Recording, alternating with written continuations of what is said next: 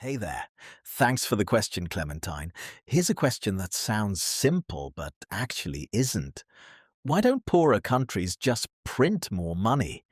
If people don't have enough money, why not just make more of it? Everyone gets richer.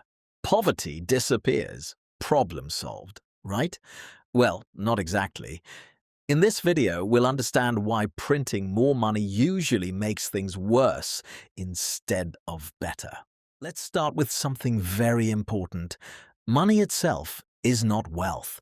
Money is just a tool we use to trade real things. Real things include food, clothes, houses, phones, services like doctors, teachers, and transport. To get richer, a country must make and sell more real things.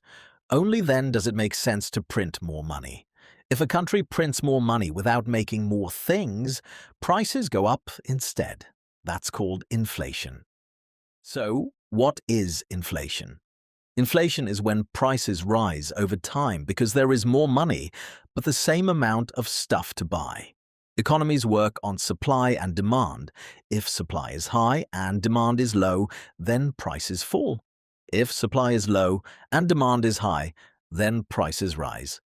When inflation becomes extreme, it's called hyperinflation. To understand more, let's use a simple example with chocolate. Imagine one kid at school has a chocolate bar. No one else has any. That chocolate is very valuable. Everyone wants it. Now imagine every kid has a chocolate bar. Suddenly, chocolate isn't special anymore. Money works the same way. If everyone has more money, each dollar becomes less valuable. What happens when countries print too much money? Some countries have tried printing lots of money to make their economies grow. Two famous examples are Zimbabwe and Venezuela. At first, printing money feels good. People have more cash, spending increases, but then prices start rising and rising and rising faster. Eventually, inflation turns into hyperinflation. In 2008, Zimbabwe experienced one of the worst cases of hyperinflation ever. Prices rose by 231 million% in a single year. Imagine this. A sweet costs 1 Zimbabwe dollar today. 1 year later, the same sweet costs 231 million Zimbabwe dollars. At that point, the paper the money was printed on was worth more than the money itself. People needed wheelbarrows full of cash just to buy food. Venezuela made a similar mistake. The government printed money and tried to control prices on food and medicine. Sounds helpful, right? But here's the problem. Shops couldn't make a profit. So they stopped selling? Shelves became empty. Eventually, people stopped trusting the currency and asked to be paid in US dollars instead. Why printing money raises prices? Here's the core issue. Money represents a claim on goods and services. If the government prints more money but production stays the same, then we get too much money chasing too few goods. Sellers respond by raising prices. Workers demand higher wages. Businesses raise prices again.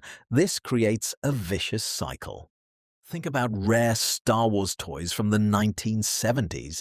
No one makes them anymore. If everyone suddenly gets more money, does that create more toys? No. So what happens? Sellers just raise the price. That's inflation. Why the United States is different. There is one country that can sometimes print more money safely, the United States. That's because many global trades, like oil and gold, are priced in US dollars. So the world still wants dollars. But even the US has limits. Print too much and prices rise there too. Why poorer countries can't do this? Poorer countries can only print their own currency, not US dollars. If they print too much, prices rise too fast, people lose trust. The currency collapses, people stop using money and switch to bartering or foreign currencies. Can printing money ever help? Yes, sometimes. If an economy has too little money, businesses can't sell. Workers can't get paid, banks can't lend. In this case, printing some money can help restart spending and production. In 2008, banks around the world collapsed. Money stopped moving. Central banks stepped in and printed extra money to prevent the economy from freezing. This helped avoid deflation, which can be just as dangerous as inflation. To understand more, let's use a simple example. Imagine the only thing you can buy is corn. Corn costs $1 per pound. You earn $100 a month. You buy 100 pounds. Now, the government gives everyone another $100. More money. Same corn. Corn now costs $1.50 per pound. You don't eat more. You just pay more. Why printing money doesn't fix jobs long term? Yes, companies may hire more workers at first, but workers demand higher wages to keep up with rising prices.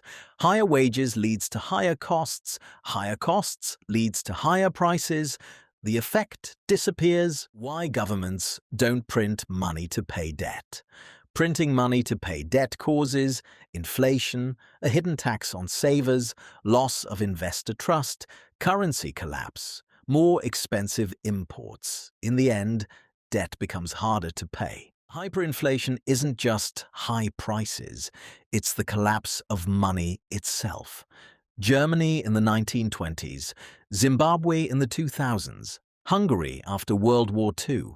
Money stopped working, savings were destroyed, society broke down.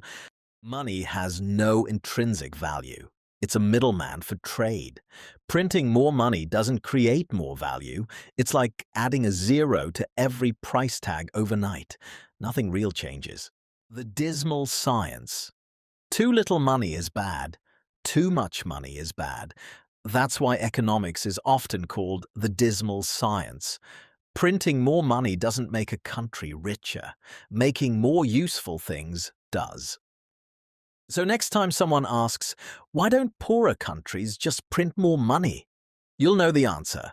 If you enjoyed this explanation, like the video and subscribe. What part of this surprised you the most? Tell me in the comments. Thanks for watching.